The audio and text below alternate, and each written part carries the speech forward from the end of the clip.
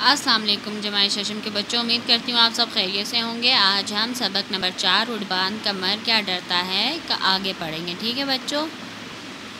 کل ہم نے کفال شاشی کا نام سنا تھا کہ عائشہ کی امی اسے بتا رہی تھی کہ کفال شاشی نے کیسے اپنی ہمت نہ توڑ کر انہوں نے اپنی کامیابی حاصل کی تھی۔ آج ہم ان کی کہانی پڑھیں گے کہ کفال شاشی کون تھے، ٹھیک ہے بچوں۔ چلو اب شروع کرتے ہیں۔ کفال شاشی کا نام سن کر عائشہ چونکی، رونا دھونا بھول کر پوچھا، امی جان یہ کفال شاشی کون تھے؟ امی جان نے بتایا، بیٹا کفال شاشی پہلے زمانے میں ایک مشہور ماہر لوہار تھے۔ ان کا کام کا لوہا پورے ملک میں مانا جاتا تھا، یہاں تک کہ بادشاہ بھی ان کے فن کی قدر کرتا تھا۔ کفال شاشی کو اپنے فن پر بہت ناز تھا۔ ایک دن انہوں نے دیکھا کہ بادشاہ اپنے دربار میں آنے والے ایک شخص کا خود کھڑے ہو کر استقبال کر رہا ہے۔ آج تک کفال شاشی کو اتنا احترام نصیب نہیں ہوا تھا۔ اس شخص کا احترام دیکھ کر کفال شاشی کے دل میں رشک پیدا ہوا۔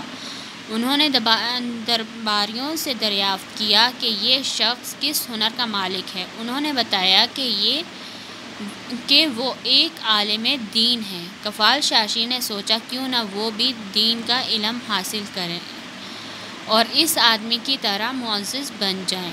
کفال شاشی کی عمر زیادہ تھی، تاہم انہوں نے عالم بننے کا فیصلہ کر لیا۔ انہوں نے دن رات محنت کی اور دین کا علم حاصل کرنے لگے۔ 1 سال کی مسلسل محنت کے بعد جب انہوں نے اپنا جائزہ لیا تو انہیں اپنا علم بہت کم لگا۔ انہیں اس بات کا اتنا افسوس ہوا کہ انہوں نے پڑھائی چھوڑ دی۔ اب کفال شاشی نے دوبارہ لوہے کا کام کرنا چاہا، لیکن اس کام میں بھی ان کا دل نہ لگا۔ آخر وہ سب کچھ چھوڑ کر سفر پر نکل گئے اور یہاں وہاں مارے پھرنے لگے۔ اگرچہ علم حاصل کرنے کے سلسلے میں وہ ہمت ہار چکے تھے، اس لیے 1 سال میں انہیں غور و فکر کی عادت پڑ چکی تھی۔ آگے جا کر یہی عادت ان کے کام آئی۔ ایک دن وہ پہاڑی علاقے میں آرام کر رہے تھے۔ ان کی نظر ایک پتھر پر پڑی جس پر مسلسل پانی کا ایک قطرہ گر رہا تھا۔ مسلسل قطرے گرنے کی وجہ سے پتھر میں گھڑا پڑ گیا۔ اس گھڑے نے کفال شاشی کو یہ سوچنے پر مجبور کر دیا، اگر وہ بھی پانی کے قطرے کی طرح مسلسل محنت کرتا تو کیا کامیاب نہ ہوتا؟ اس خیال نے ان کے اندر ایک نیا جذبہ پیدا کیا اور وہ دوبارہ علم میں مشغول ہو گئے۔ انہوں نے مسلسل محنت کی اور بہت سے علوم پر دسترس حاصل کر لی۔ اب وہ کفال شاشی سے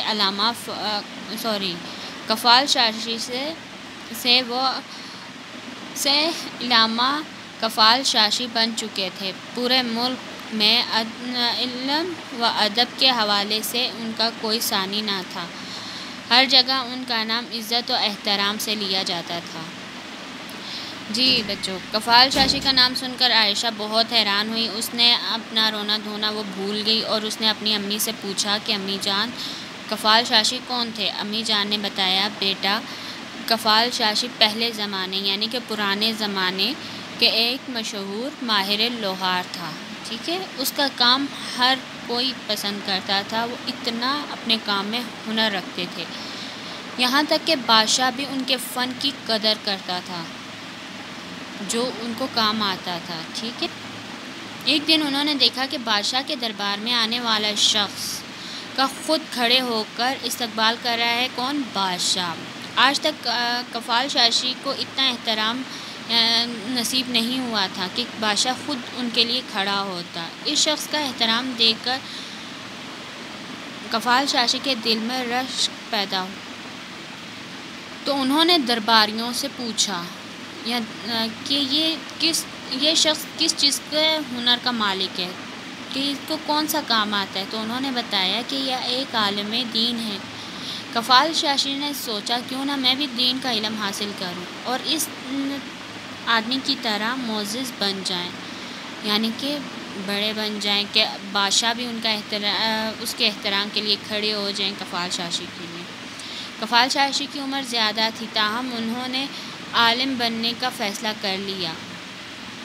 انہوں نے دن رات محنت کی اور دین کا علم حاصل کرنے لگ گئے۔ ایک سال مسلسل محنت کرنے کے بعد جب انہوں نے اپنا جائزہ لیا تو انہیں اپنا علم بہت کم لگا کہ میں نے تو کچھ سیکھا ہی نہیں ہے، میرا تو علم اتنا کم ہے۔ تو انہیں اس بات کا اتنا افسوس ہوا کہ انہوں نے پڑھائی چھوڑ دی۔ جیسے کہ اکثر ایسے ہی ہوتا ہے کہ اگر کسی بچے کو ٹیسٹ یاد نہیں ہو رہا ہوتا ہے تو وہ کہتا ہے جب مجھے ایک ٹیسٹ یاد نہیں ہو رہا تو میں دوسرا کیوں کروں۔ ایسے ہی ہوتا ہے نا بچوں اکثر۔ لیکن یہ جو چیپٹر ہے یہ سبق ہمیں دے رہا ہے کچھ اور۔